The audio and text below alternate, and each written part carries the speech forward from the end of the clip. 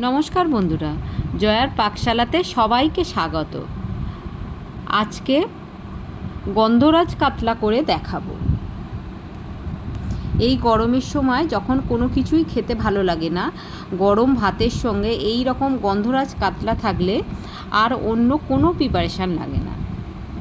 এর জন্য আমি 6 পিস কাতলা মাছ নিয়েছি। কাতলা মাছটা ভালো করে ধুয়ে জল ঝরিয়ে রেখে দিয়েছি। এবারে এই মাছের মধ্যে আমি নুন দিয়ে দিলাম 1 চামচ, গোলমরিচ গুঁড়ো 1/2 চামচ দিলাম, আর পাতিলেবু অর্ধেকের একটু কম পাতিলেবু নিয়ে সেই রসটা দিয়ে দিলাম এর মধ্যে। আমি এর মধ্যে কোনো হলুদ ব্যবহার করছি না। সুন্দরভাবে এটা মাখিয়ে আমি 10 মিনিট রেখে দেব। এদিকে একটা গন্ধরাজ লেবু নিয়েছি। লেবুর উপরের এই যে সবুজ জেস্টটা, এটা এইভাবে আমি গ্রেট করে নেব। সাদাটা কোনো মতে যেন না পড়ে, সাদাটা পড়লে কিন্তু তেতো হয়ে যাবে। এভাবে একটু সাবধানে আমি 1 চামচ এইভাবে লেমন জেস্ট বের করে নিলাম। একটা মিক্সিং গ্রাইন্ডার নিয়েছি, তার মধ্যে 1 চামচ সর্ষে নিয়েছি, আরও 1 চামচ দিলাম, 2 চামচ সর্ষে, 4টে কাঁচা লঙ্কা আর 1/2 ইঞ্চি পরিমাণে আদা কুচিয়ে নিয়েছি। এইটা মিহি পেস্ট করে নেব। কড়াই বসিয়ে তার মধ্যে সর্ষের তেল দিয়ে দিলাম। তেলের মধ্যে একটু নুন দিয়ে দিলাম। এটা একটা ছোট্ট টিপস। এইভাবে যদি তেলেতে গরম তেল নুন দিয়ে মাছটা দেওয়া যায়, তাহলে মাছটা আর কড়ার মধ্যে চেপে বসে থাকে না, অনেক সময় তুলতে গেলে ভেঙে যায়, সেইটা এইভাবে আর হবে না। আর তেলটাও কম ছিটকে আসে গায়ে।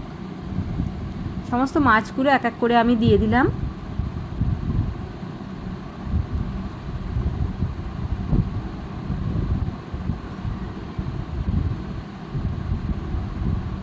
এক পিঠ হয়ে গেছে, আমি আর এক পিঠ ভালো করে ভেজে নিচ্ছি।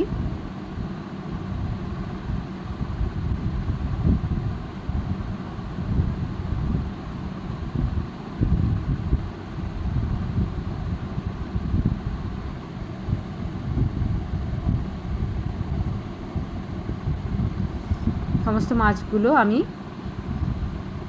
দু পিঠে করে উল্টে দিচ্ছি। মাছটা আমি খুব কড়া করে ভাজবো না,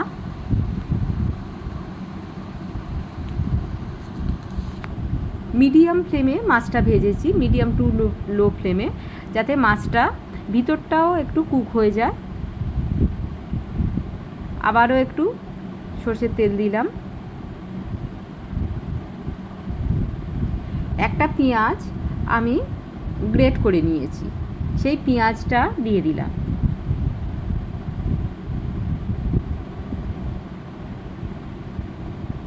পেঁয়াজটা কাঁচা গন্ধ না যাওয়া পর্যন্ত খুব একটু ভেজে নেব।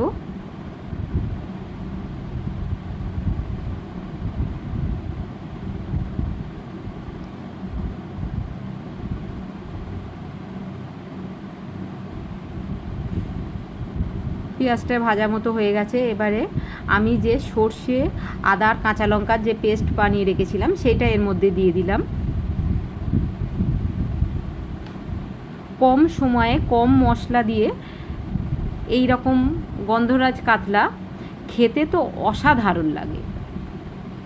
আমি এখানে 1/2 চামচ জিরের গুঁড়ো আর 1/2 চামচ ধনিয়ার গুঁড়ো দিলাম।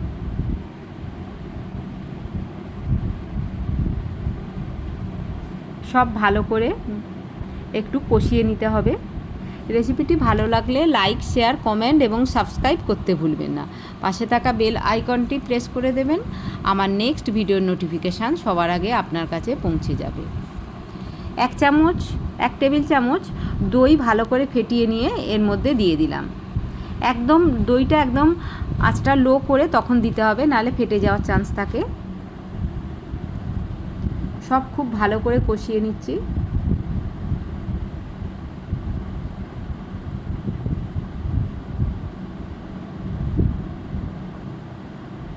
দু 3 মিনিট ধরে এটা ভালো করে কষিয়ে নিতে হবে।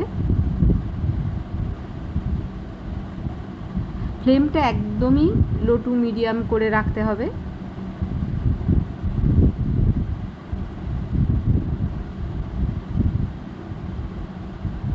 ভাজা হয়ে গেছে, ভাজা মানে কষানো হয়ে গেছে। আমি এখানে 1 বাটি জল দিলাম। গ্রেভিটা কম চাইলে আরও একটু কম জল দিতে পারি।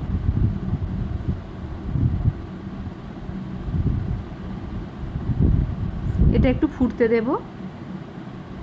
এর মধ্যে নুন দিয়ে দিলাম 1 চামচ,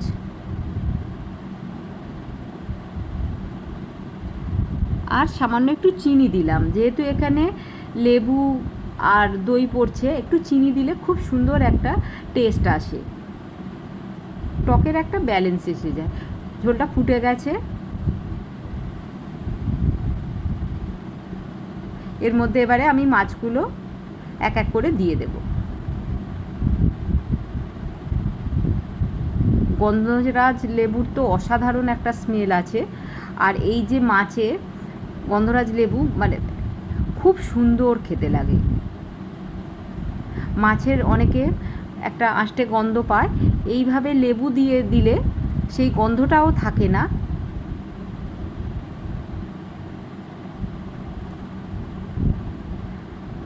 ঝোলের মধ্যে যেহেতু মাছটা একটু কম ভাজা আছে, একটু ভালো করে ফুটিয়ে নেব।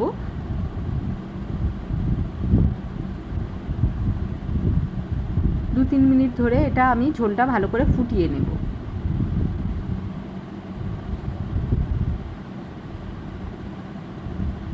চারটে গোটা কাঁচা লঙ্কা আমি দিয়ে দিলাম, আর একটু গন্ধরাজ লেবু। এই সময় আমি একদম গ্যাসটা অফ করে দিয়েছি, দিয়ে গন্ধরাজ লেবুর একটু রস দিয়ে দিলাম, আর যে জেস্টটা আমি বের করে রেখেছিলাম সেইটা দিয়ে দিলাম। দিয়ে কিছুক্ষণের জন্য ঢাকা দিয়ে রেখে দেব।